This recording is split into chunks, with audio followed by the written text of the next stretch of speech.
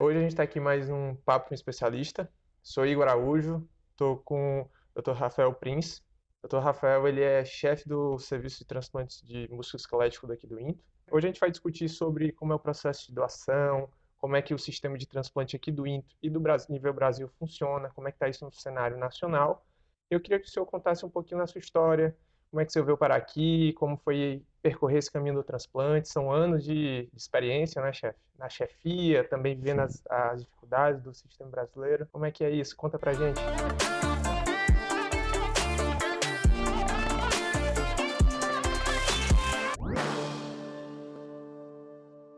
Bom, obrigado, Igor, aí pela oportunidade.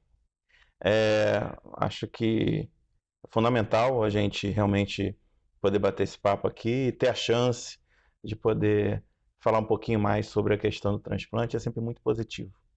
Na verdade, eu sou ortopedista, com formação em cirurgia da mão, né? E aí você deve pensar, poxa, como é que esse cara foi cair Exato. numa área de transplante de multitecidos, né?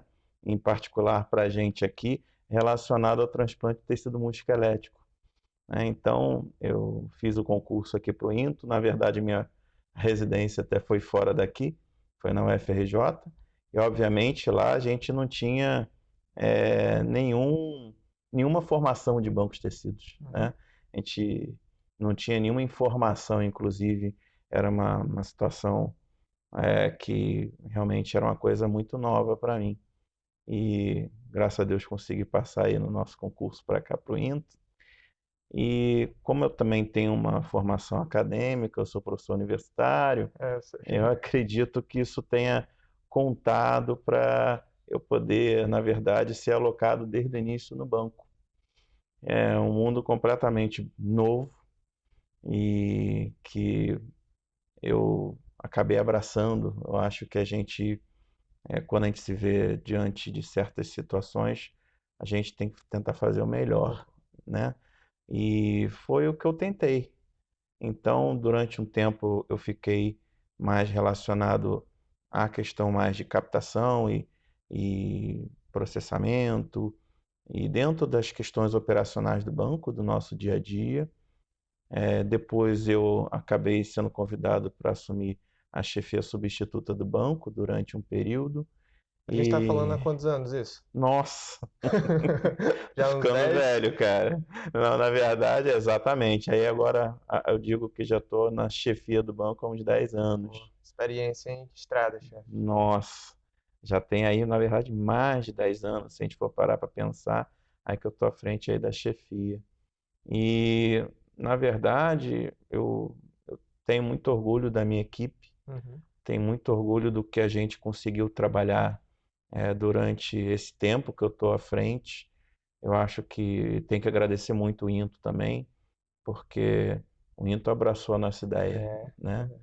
Então, assim, a gente tem aí durante esse tempo todo, uma nacionalização do que a gente pode fazer. Então, antes o banco, obviamente, naquela época, estava mais atendendo ao INTO, até pelas necessidades do próprio hospital, e a gente conseguiu, com o apoio da nossa direção, com o apoio das pessoas que acreditaram na gente, evoluir, né? Então, a gente tem um banco atualmente que eu tenho muito orgulho, que atende não só o INTO, obviamente, né? É muito importante essa contrapartida, né? Uhum. Mas que atende a todo o país, né? A gente tem um banco nacional.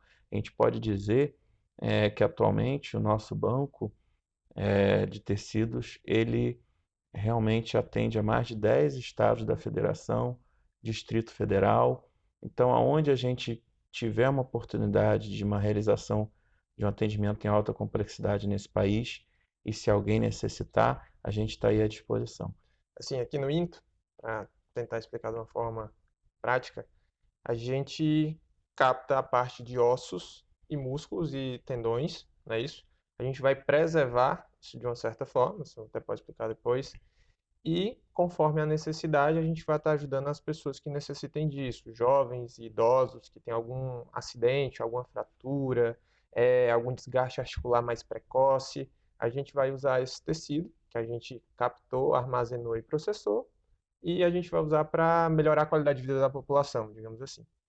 Como o senhor disse, o INTO ele é muito grande, a gente tem uma demanda enorme desse tipo de material, né, material humano, mas também a gente consegue, com muita dificuldade, mandar para outros centros que não têm essa capacidade não têm esse banco tão desenvolvido.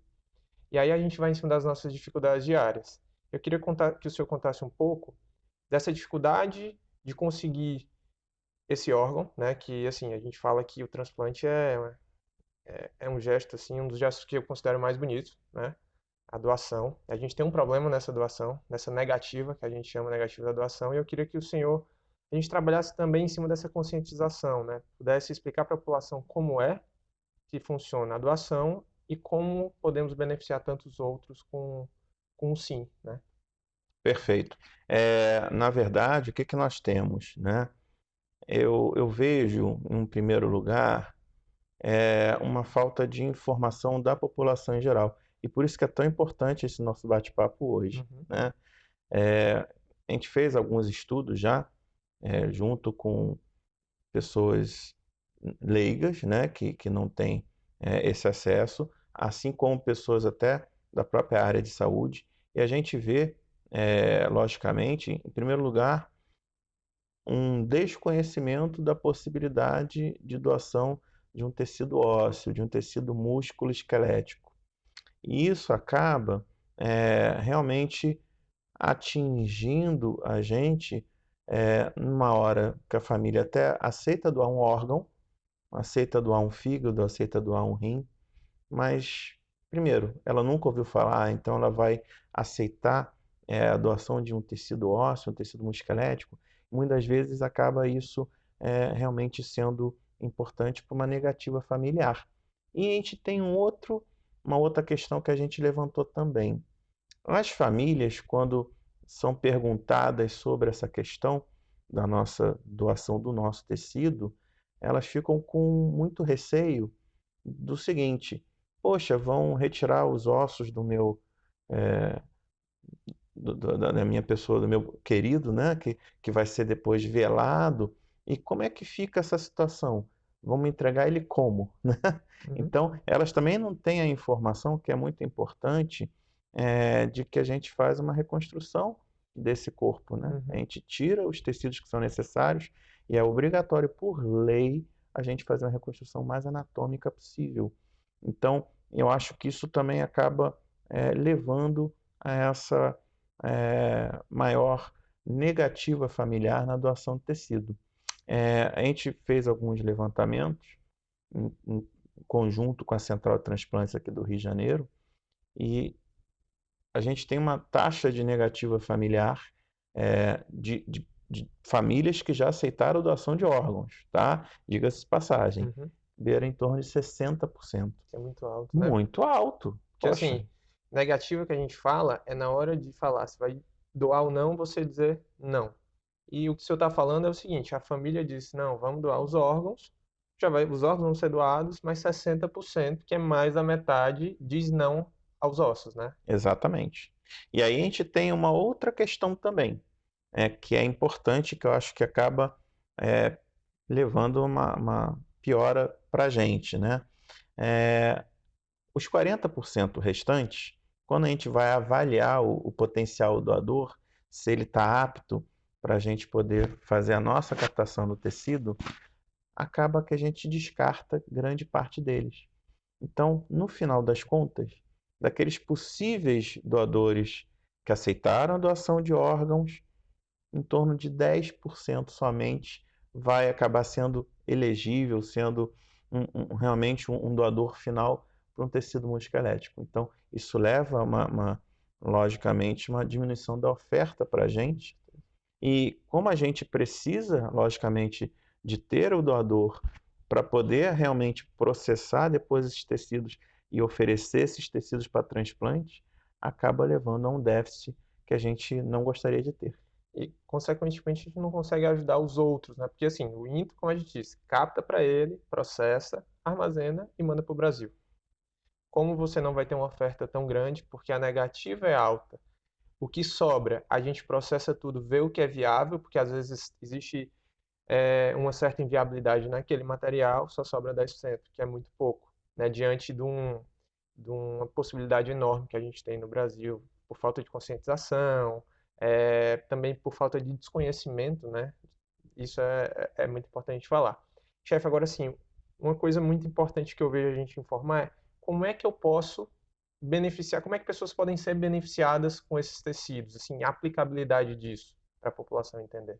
Né, Igor? Isso é fundamental também. Eu também acho e considero que essa é uma das razões que, como as pessoas não sabem para que que serve, Exato, por que que eu vou doar? exato.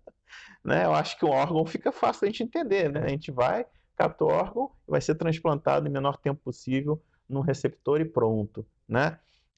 O nosso tecido, o nosso doador, e isso é muito importante, ele acaba beneficiando um número grande de pessoas. Então, nós temos aí dentro da cirurgia ortopédica várias indicações que eu posso colocar para a utilização do nosso tecido musculoesquelético. A primeira indicação, que seria a mais importante, posso pensar assim, porque é a mais Sim, frequente, né? Em cirurgias de pessoas que vão ter que fazer uma troca da prótese, por exemplo, seja do quadril ou seja do joelho. Muitas das vezes, quando ela vai fazer a revisão dessa prótese, ela tem que trocar essa prótese por alguma falha dessa prótese, alguma falência desse material que já foi implantado anteriormente. Ali fica uma área com pouco osso para você colocar uma nova prótese, um novo implante.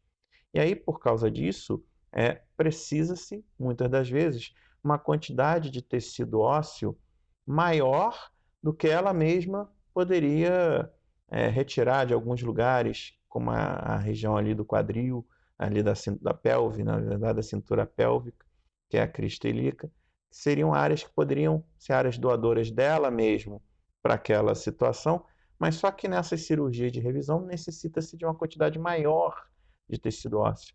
Então a gente costuma dizer que o paciente não tem estoque ósseo local, não tem osso em quantidade adequada para conseguir encaixar essa nova prótese, e aí por isso precisaria do banco, do nosso banco de tecidos uhum, para fornecer tecido para colocar ali naquele local, um tecido ósseo. Essa é uma das isso. indicações, tá?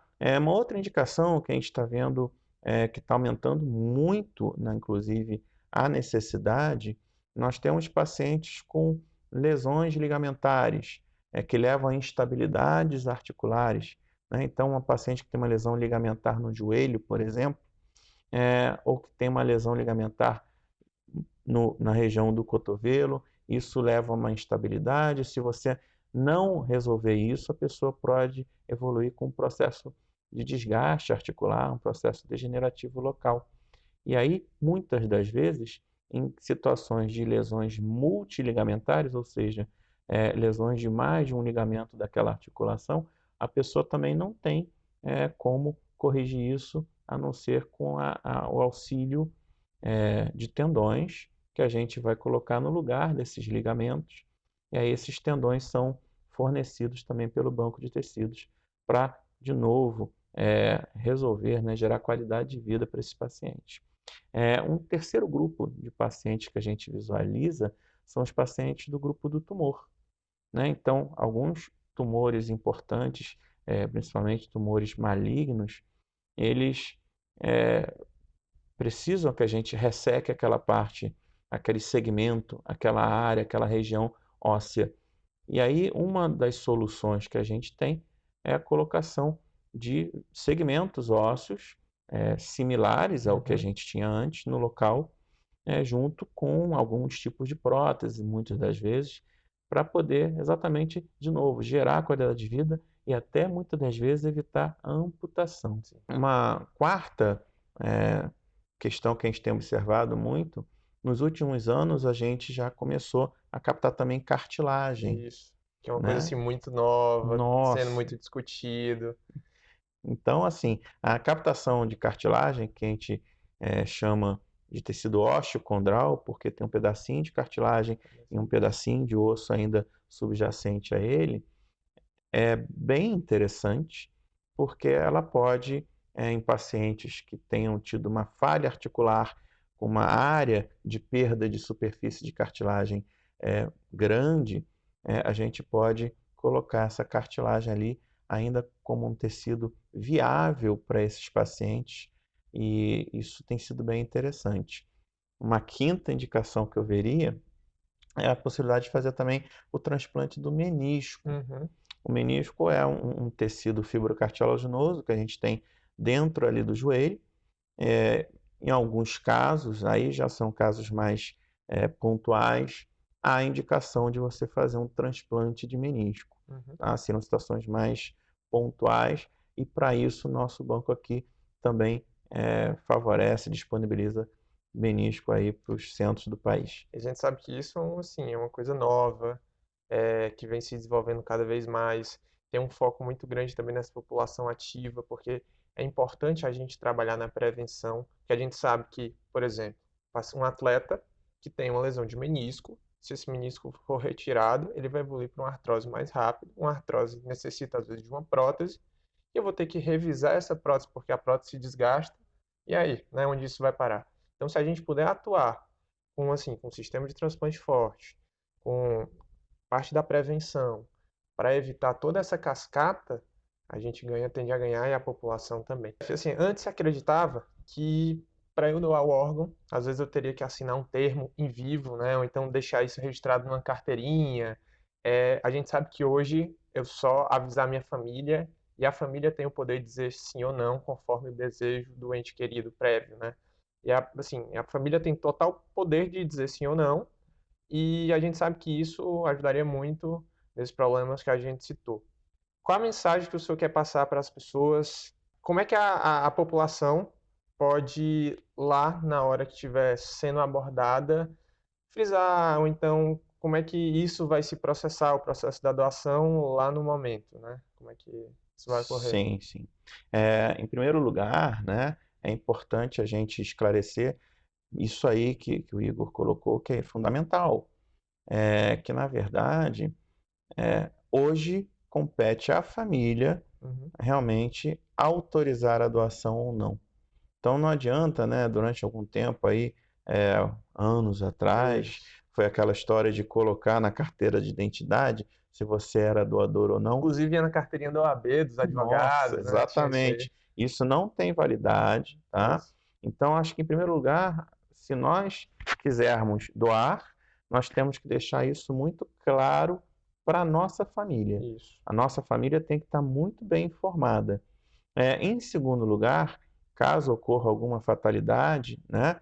E aí nós captamos de doadores aí que são autorizados pela família em duas situações, né? Pode ser quem tiver ainda em morte encefálica Uhum. constatada, que vai ser tanto doador de órgão como potencial doador de tecidos, e também em pacientes que vieram a ter morte mesmo, pós-parada cardíaca. Também são pacientes que a gente pode avaliar, e nesse caso seriam doadores aí de tecido musculoesquelético. Isso é muito importante porque, assim, hoje a gente vê que a maioria esmagadora é doador que foi para uma doação de órgãos. A doação por parada é muito desconhecida tanto por profissionais de saúde que não vão abrir o protocolo e não vão acionar o serviço de doação.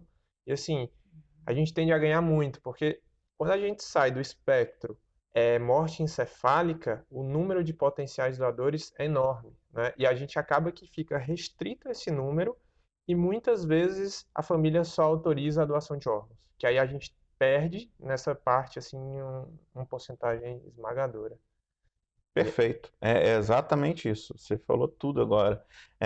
A gente tem um foco que eu não acredito que seria o melhor, né, para a gente poder evoluir nessa questão da doação. Mas eu entendo que isso também é por várias dificuldades do processo de ponta dos hospitais e que levam a isso, né?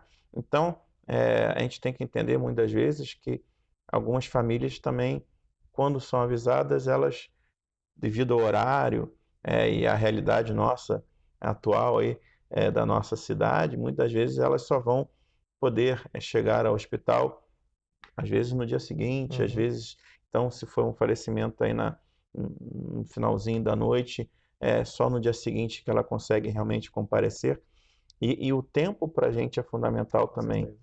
E isso também eu acho que acaba levando, por muitas vezes, a gente realmente ter uma captação de tecido muito vinculada à captação do órgão. O que, mais uma vez, não é a melhor. Sim. Porque, inclusive, aquele paciente que ficou muitas vezes aí com morte encefálica, ele tem que estar num CTI, numa Uhum. UTI. E é um paciente que já está invadido, é um paciente que às vezes já tem um tempo de internação prolongada, e com isso aumenta a chance para a gente de, quando a gente for fazer a avaliação clínica, a gente acabar descartando esse Uma potencial da possível dor. infecção. Exato. Exatamente. Né? Para uma infecção generalizada, que a gente chama de sepse. Então, muitas vezes, isso acaba sendo um critério de descarte. E por isso, isso também acaba refletindo no número de captações que a gente consegue realizar ao final das contas. Né? Muito obrigado pela sua presença. Nada? Aqui a gente no nosso programa tem um imenso prazer de receber, contribui muito e agrega. Assim, a gente tentou falar o máximo de coisas aqui, mas vários pontos ainda podem ser discutidos. Eu Sim, espero que o senhor volte aqui, a gente estou à discuta todos disposição. eles. E aí a mensagem que fica é que a doação e o transplante têm um potencial enorme de melhorar a qualidade de vida da população idosa, como daquela população jovem, né? Uhum. E a gente vai trabalhar muito em cima disso. Obrigado mais uma vez. De E nada, é um estou à prazer, tá? disposição, tá? Obrigado a você.